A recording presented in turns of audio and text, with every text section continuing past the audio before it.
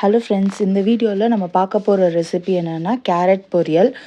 என்ன இது சிம்பிளாக கேரட் பொரியல் அப்படின்னு நீங்கள் யோசிக்கலாம். இது சிம்பிளான கேரட் பொரியல் கிடையாது. இந்த கேரட் பொரியலில் ஒரு ட்விஸ்ட் இருக்குது. அது என்னென்னா இந்த பவுடர் என்ன அப்படிங்கிறது உங்களுக்கு தெரிஞ்சுக்கணும் அப்படின்னா நீங்கள் இந்த வீடியோவை கம்ப்ளீட்டாக ஸ்கிப் பண்ணாமல் பாருங்கள். இந்த பவுடர் வந்து நம்ம ஆட் பண்ணியிருக்கிறதுனால கேரட்டோட டேஸ்ட் வந்து ரொம்பவே என்ஹான்ஸாக இருக்கும். கேரட் பிடிக்காதவங்க கூட கேட்டு வாங்கி சாப்பிடுவாங்க இந்த பொரியலை. நல்லா இந்த பொரியல் வந்து ஈஸியாக பண்ணிடலாம். வித்தின் ஒரு 5 to 10 மினிட்ஸ்க்குள்ளே இந்த என்டையர் ரெசிபி நம்ம கம்ப்ளீட் பண்ணிடலாம்.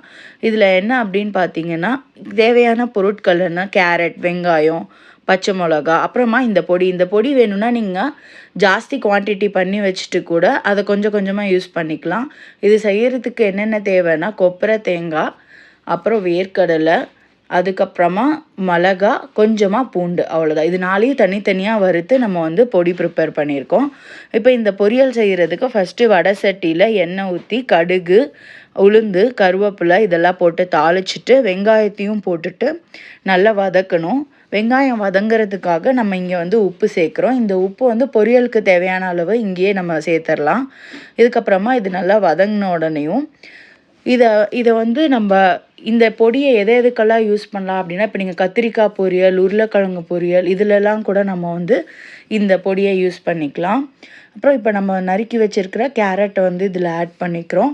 கேரட் வந்து நல்லா வதங்கணும். வதங்கினதுக்கப்புறமா தண்ணி ஊற்றணும். கிட்டத்தட்ட ஒரு அரைவாசி வந்து வதங்குறதுலேயே அது வெந்துடும். அதுக்கப்புறமா நம்ம தண்ணி ஊற்றி அந்த தண்ணி வந்து ட்ரை ஆகணும். ட்ரை ஆனதுக்கப்புறமா கம்ப்ளீட்டாக ட்ரை ஆக தேவையில்லை. ஒரு 80% ட்ரை ஆனதுக்கப்புறமா இந்த பொடியை வந்து நம்ம போட்டுறணும்.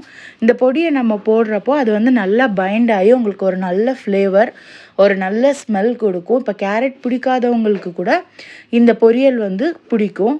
நீங்கள் வேணும்னா ட்ரை பண்ணி பாருங்கள். இந்த ரெசிபியை ட்ரை பண்ணி பார்த்துட்டு எப்படி இருந்துச்சு அப்படின்னு சொல்லி எனக்கு கமெண்ட் செக்ஷனில் சொல்லுங்கள். இந்த பொரியல் வந்து லெமன் ரைஸ், கோகனட் ரைஸ், அப்புறமா சாம்பார் சாதம், அப்புறம் புளிக்குழம்பு, வெத்த குழம்பு இது கூடலாம் சாப்பிட்றதுக்கு ரொம்ப நல்லாயிருக்கும். நான் இங்கே வந்து பயிர் குழம்போடு வச்சுருக்கேன். இந்த கேரட் பொரியலை உங்களுக்கு எந்த ரெசிபியோடு சாப்பிட்றதுக்கு பிடிக்கும்? இப்போ சில பேருக்கு வந்து கேரட் பொரியல் சப்பாத்தியில் சாப்பிட்றதுக்கு கூட பிடிக்கும். சம்டைம்ஸ் நீங்கள் வந்து இந்த கேரட் பொரியலை சாண்ட்விச் ஃபில்லிங்க்கு கூட யூஸ் பண்ணலாம். அதுக்கு கூட இது வந்து ரொம்பவே டேஸ்ட்டாக இருக்கும். நம்ம இதில் நிலக்கடலை, தேங்காய் இதெல்லாம் ஆட் பண்ணியிருக்கிறதுனால ஆல்ரெடியே கேரட் பொரியல் டேஸ்ட்டாக இருக்கும். இதெல்லாம் ஆட் பண்ணும்போது இன்னமுமே ரொம்ப டேஸ்ட்டாக இருக்கும். என்னோடய வீடியோ பிடிச்சிருந்தா லைக் பண்ணுங்கள், ஷேர் பண்ணுங்கள், சப்ஸ்கிரைப் பண்ணுங்கள் ஃப்ரெண்ட்ஸ். தேங்க்யூ.